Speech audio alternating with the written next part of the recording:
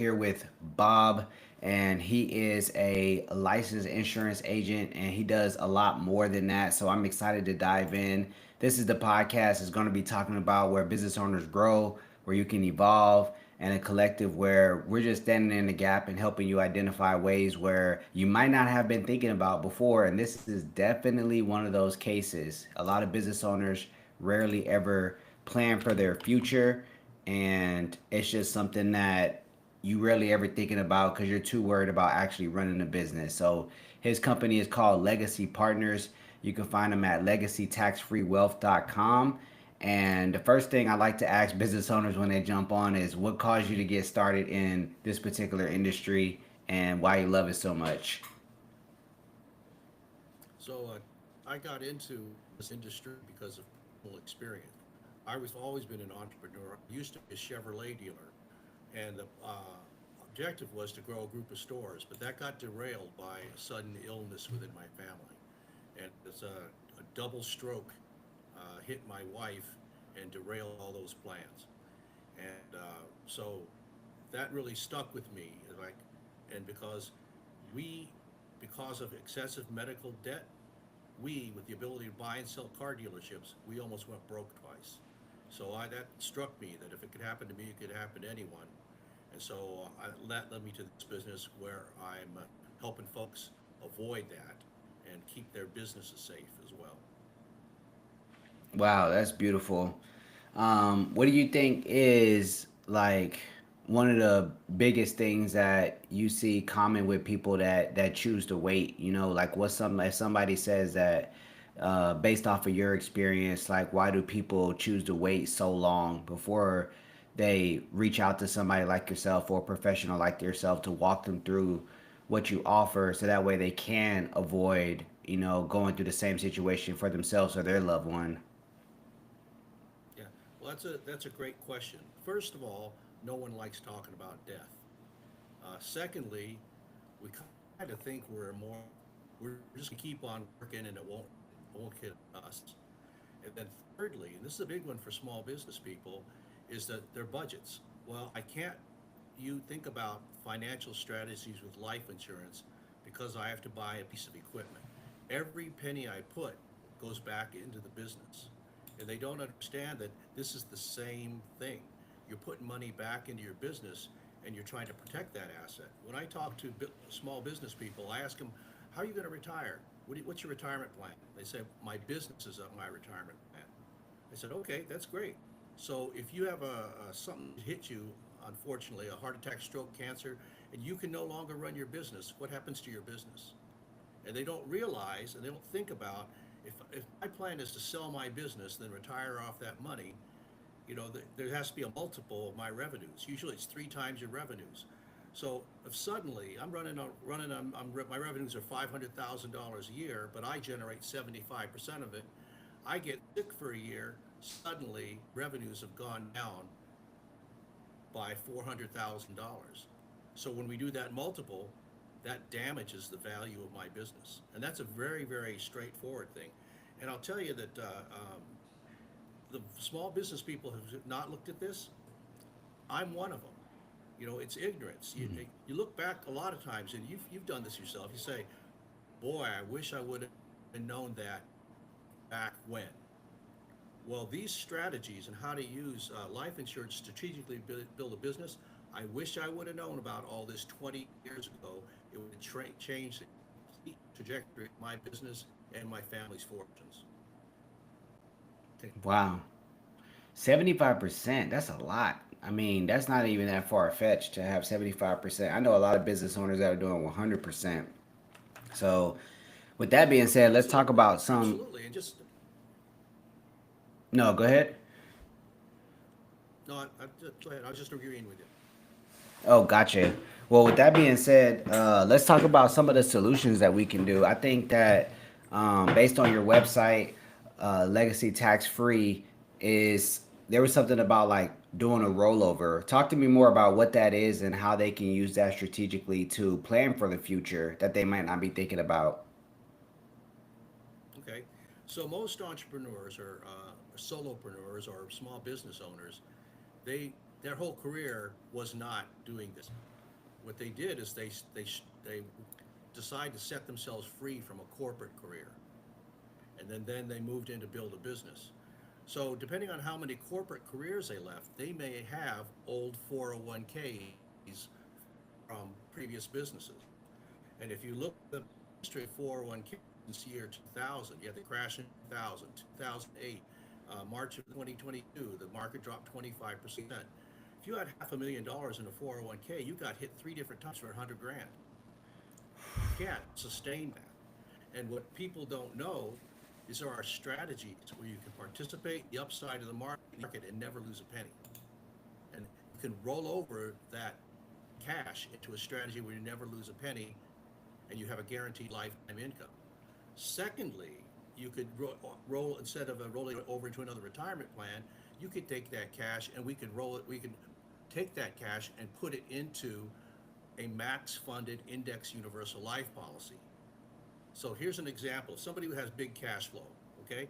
I'm talking about your total cash flow, not just, what do I have at the net? What's your cash flow? There's a lot of businesses that have cash flows of 10 a month, and then it goes various directions, okay? So if I had cash flow of $10,000 a month, if I took that $10,000 and put it into a max funded IUL for 10 years, I'd have about a $4 million asset added to my personal estate immediately, and I would have myself a tax-free source or a reserve account that I could access tax-free for business expansion, capital improvement, working capital, other investments. I could be my own bank and take advantage of the positive arbitrage that's available. And you know what positive arbitrage is? That's when you make money on the money you borrow. Nobody has sat down. There's no class that says, hey, small business people, let's talk about these strategies. How is life insurance? Everybody still thinks life insurance is for when you die, you leave money to your beneficiaries. That's all they think about with life insurance. Yeah, and then for a second, I just want to key in on making money. You said making money off of the what was it again? So With you the can make money arbitrage. off money you bought, off the money you borrow. Okay, so here's my, you see my hands? Okay, Hmm. this hand is cash in your life insurance. This hand is what's called the accumulated value. This hand is the one that earns interest. So I can take cash out from this side, I can reduce this by 50%, and this side is still earning interest at 100%. That's your leverage. So you take cash out, reduce your actual cash available by 50%, but your entire 100% is still earning compound interest, interest upon interest. Albert Einstein called compound interest the eighth wonder of the world. Well, here it is Yeah. for us to take advantage of within an IUL to really supercharge our businesses. Man, that's powerful stuff. I mean, I think that a lot of people that are kind of struggling with the earned income, they may just be realizing that if they get sick or if they get hurt, like if you, a really good documentary for people to watch is called Painkillers, where they talk about the whole opioid crisis, like kind of like what you talked about with 2000, 2008, and some of those people that got injured and had a mechanic shop and got hurt. I mean, it was just crazy. But for the teachers and firefighters out there, can you do a quick breakdown of pension versus a 401k? Sure. In the 1980s, this is a great lesson for everybody. 1980 previously, American workers had pensions. Pensions is the company puts all the money into your pension. The company invests the money. The company takes on all the risk. And as a loyal employee, my reward, if I stick around, is I get a lifetime guaranteed income. That became too expensive for large corporations, so they lobbied Congress, and pensions went to the wayside, and 401ks became a default way for people to save for retirement. And a 401k doesn't have any of the guarantees that a pension has. So if you have a choice between a pension and a 401k, everybody's going to choose it because a 401k is completely falls up, down. 20 years, 53, so that all the stock repos and 50 and a half to,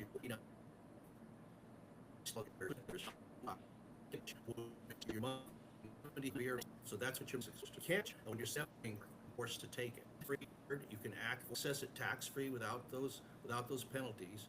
You're protected in an indexed strategy by what's called a zero floor. You're never going to lose money.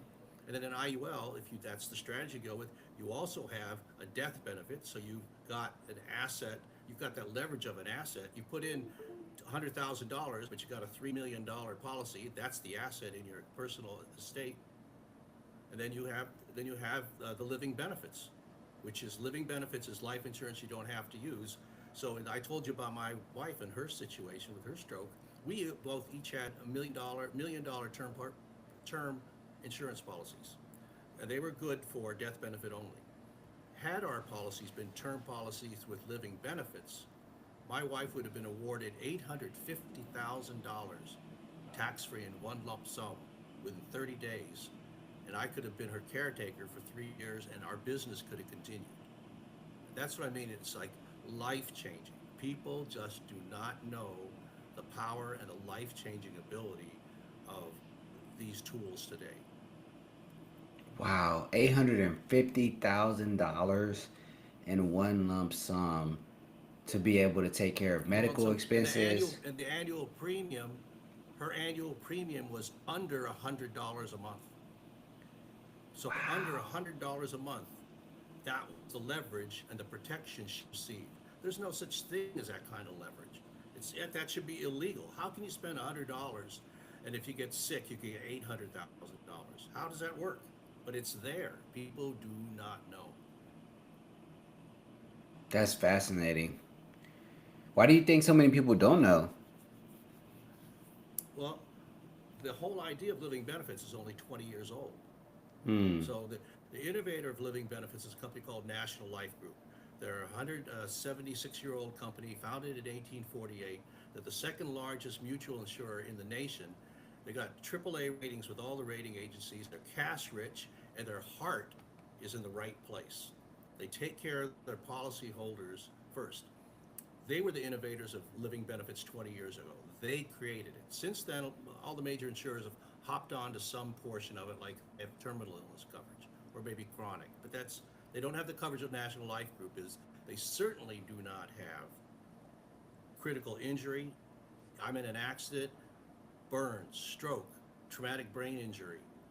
That's not covered.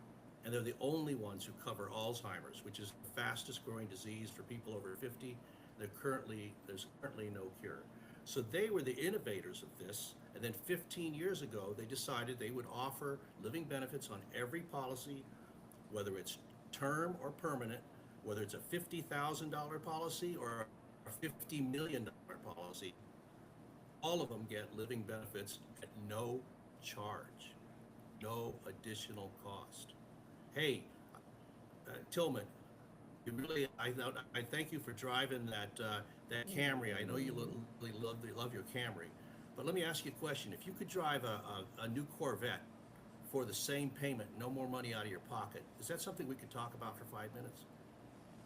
Definitely. That's the same question when you're looking at current insurance and insurance with living benefits. That's the same discussion, but it's just, new enough in the market the last 15 years that folks don't know about it. And the way National Life Group is telling the story is they tell the story like I'm doing it. They don't have a Flo. They don't have a Gecko. They don't have a Jake. They have an army of people like me, advocates, people passionate about living benefits that tell the story one-on-one. Despite that, despite not having that huge marketing, National Life Group has grown in the last 15 years from the 88th largest insurer in the country to number 8. They're growing at 20% a year. The rest of the industry is at 2%. Living benefits is the place to be, but people are just that's what people are not aware, and that's why it's so important for me, my team, my compatriots. We got to tell this story to as many people as possible. Wow. Well, that's one of the reasons why I'm glad you're here today. When it talks about like when it comes to helping small business owners and even medium-sized business owners, can you speak a little bit more on like IUL, what it is, and how that could be something that protects them and the leverage there, like how they can leverage the IUL in order to protect the small business owners? Okay, sure. There's a number of issues for business owners. One of them, let's say, like we were talking about, the business owner being the primary income driver, 75 or 100% of the income. So we all know by law we have to have home insurance, we have to have auto insurance, right? Hmm. But what protects our number one asset? And that's our asset to get up every day, pull on our pants, go to work, earn a living, and provide for our families. That's our number one asset. What's protecting it? If I get ill, cancer, stroke, heart attack, or something like, what is protecting that? That's what life insurance with living benefits is for the continuation of your income. So if something should happen to me, and I represent 90% of the revenue of my company, that stops. Well, it stops, then my income for my family that provides the lifestyle in the future I have planned for my children, that stops. Don't you want to protect that? Don't you want to protect that? Okay, so that's one reason you do it. Let's say, Tillman, you got a great teammate you're on your team, and actually you're now able to manage the business, but they produce 50% of the revenue. Okay, what happens if that person gets ill or injured, and then that 50% of your revenue is gone? What replaces that 50% of the revenue? A key man policy, a life insurance policy owned by you or owned by the company on that employee. So you have a key man policy to protect yourself. Let's say you have a partnership and your business is worth $1 million, and you've decided you split up the value 50-50. Your partner dies. Now you need $500,000 to purchase his share of the business. Otherwise, his share will go to probate and you'll lose control of your business. An insurance policy provides the funds for that. Okay. What if they want to sell their business to you? Then you could do a buy sell agreement between the two of you. Okay. What about succession? When something should happen to me, my spouse is going to inherit this business. My spouse doesn't know how to run this business. It's not something she does. So she's going to have to hire a seasoned management person. Where's that going to come from? A life insurance strategy. I want to reduce my taxable income and defer income into the future. So an executive comp plan that's deferred to the future can be based on an IUL. You can put your money in the company. It could be a split premium. The company could pay all of it. I could pay half of it. But we could take $200,000, $2 million, and push it out into the future. And that's when I'm going to get paid. In the meantime, the company has this asset called a life insurance plan as part of the company's assets with a timetable. When is it going to turn over to me? That's a way to protect myself. And the list goes on, but the biggest one is the one I touched on earlier, is creating a tax-free cash reserve for yourself within that IUL. So, and that's as much as I don't want to go everywhere, but isn't that enough? Isn't that enough of a reason to meet for 10 minutes and talk about my company and how can I protect my company using life insurance strategies? Of course it is. Have you ever seen people that get policies on kids? Another great question. So in the US, the tool most of us have used for our children, we assume our children are going to go to college. College is expensive. So we use what's called a 529 plan. And so that's a tax deferred way to save for college. Now, those funds are available to the child, whatever that the age you're going to take it out, for college related or educated related expenses only. Okay. An alternative to that I'm doing with my grandchildren is I purchased IULs for both of those kids and funding it very modestly. And they're each going to have, at 19 years old, they'll have available to them, controlled by their mother. Kids can't get their hands on the money. They're each going to have $60,000 tax free available to them when they're 19. So mom can use that to pay for college. Oh, maybe I want to start a business. Oh, maybe I need a down payment on a house. Maybe I need a car instead. It gives many more chances, and you have the asset of the life insurance in addition to the cash. So even when you borrow 50,000 of the 60 tax free to use for whatever purpose, you still have that $1 million, $500,000 life insurance policy still exists. Remember we talked about the cash accumulation? So here's my $100,000. I took out 60. I took out $50,000. The other 60,000 is still earning interest over here. You have all these tools. You can use this over the course of their youth to teach your child how to use the money. You know, have you ever? I'll ask you a question. Have you heard of the Rockefeller waterfall? Not the waterfall, no. Okay, the Rockefeller waterfall. Okay, so John D. Rockefeller was a founder of Standard Oil, which broke off to Exxon and a bunch of other stuff. He was one of the titans of industry during the Gilded Age, the end of the 19th century. So let's take two families. There was the Rockefeller family and there was the Vanderbilt family. Commodore Vanderbilt, Cornelius Vanderbilt. They first started in shipping, then they became big railroad people. They had comparable fortunes at that time. Today, the Vanderbilt fortune has zero in their family, zero. All the Vanderbilt fortune is gone. On the Rockefellers, on the other hand, 150 Rockefeller members still take advantage of the family fortune. And the way that was done was through life insurance, permanent life insurance. Each generation buys a life insurance policy on the next generation.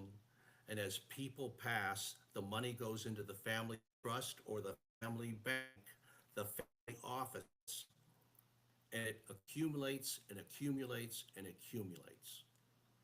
Regular people have had the opportunity to do that. We just never knew we could.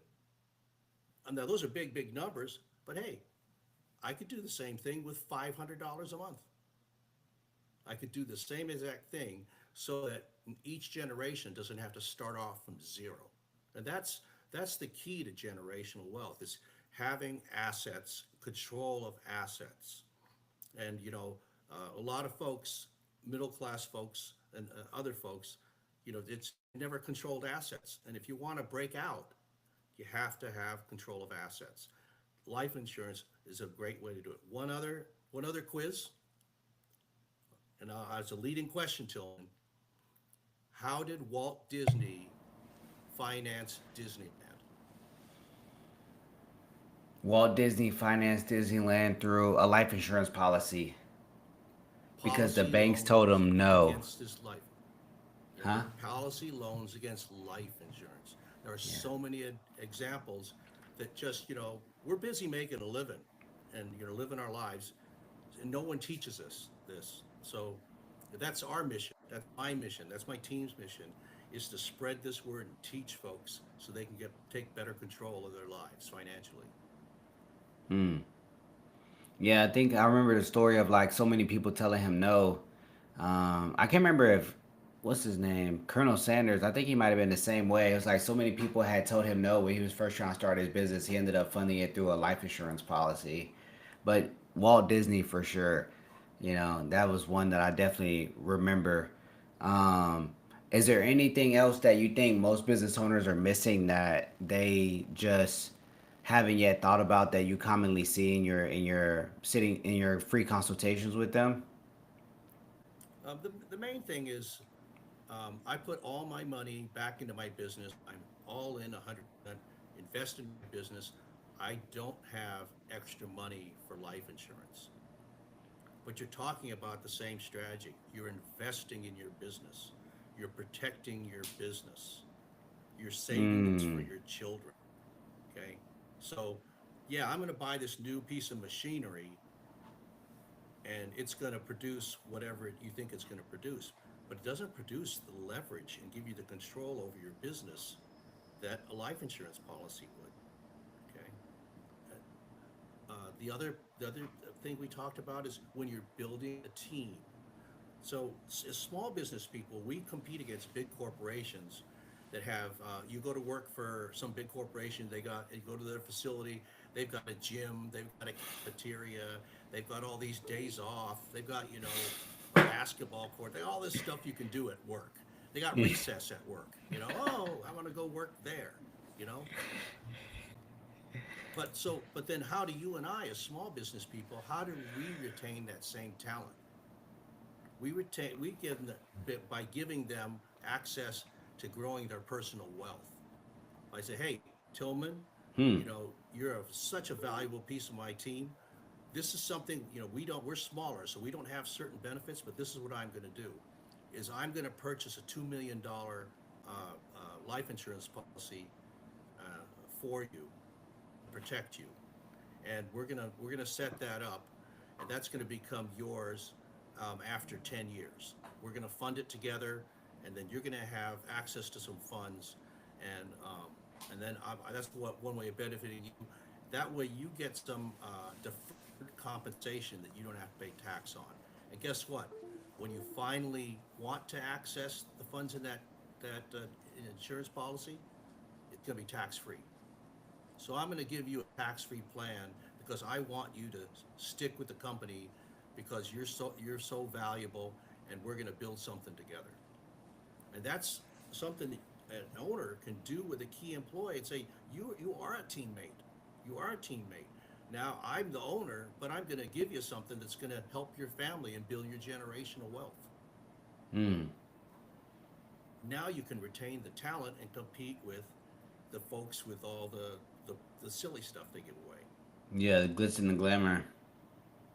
hmm Thank you, glitz and glamour. So yeah, that's a small business people. So all these are like big pie in the sky. It seems uh, benefits. Mm. You know, the average person out there grossing $5,000 a month in their business still needs to look at this, and you can do it, and it can be affordable because it's part of your strategy.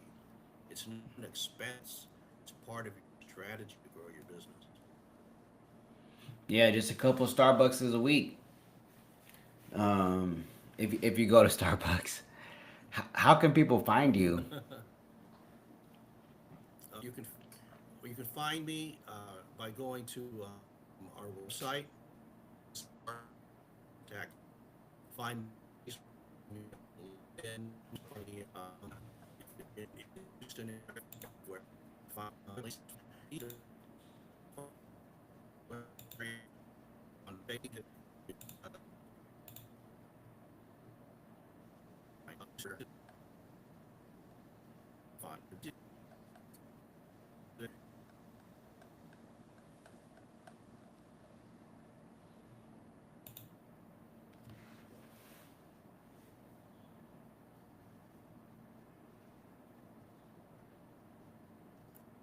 message.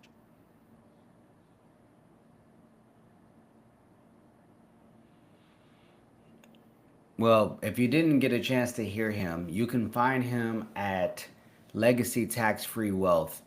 So let me share that real quick for you guys. Legacy Tax Free Wealth. If you're able to view the screen and you're not driving, this is what the website looks like.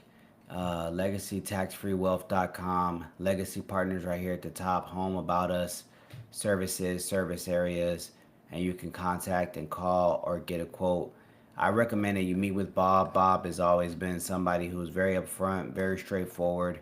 You can fill out the contact form here, and I'm really gonna look into this waterfall. You know what I mean?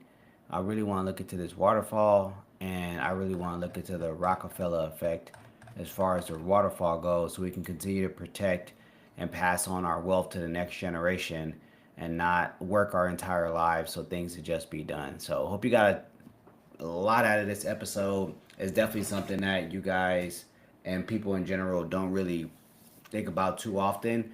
So, excuse me.